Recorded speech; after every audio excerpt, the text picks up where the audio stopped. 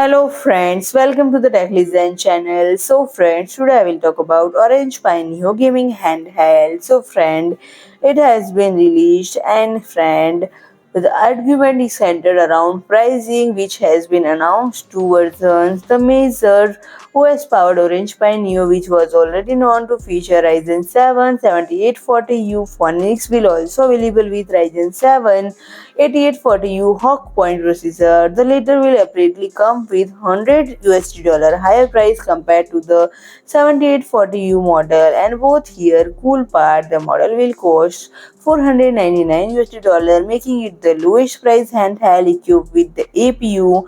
This will certainly not to go unnoticed by many competitors.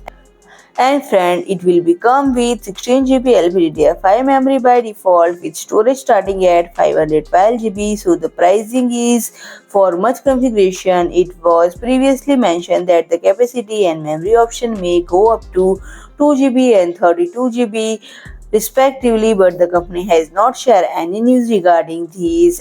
So friend, if you like my video, please do like, share and comment, and don't forget to subscribe my channel and press the bell icon.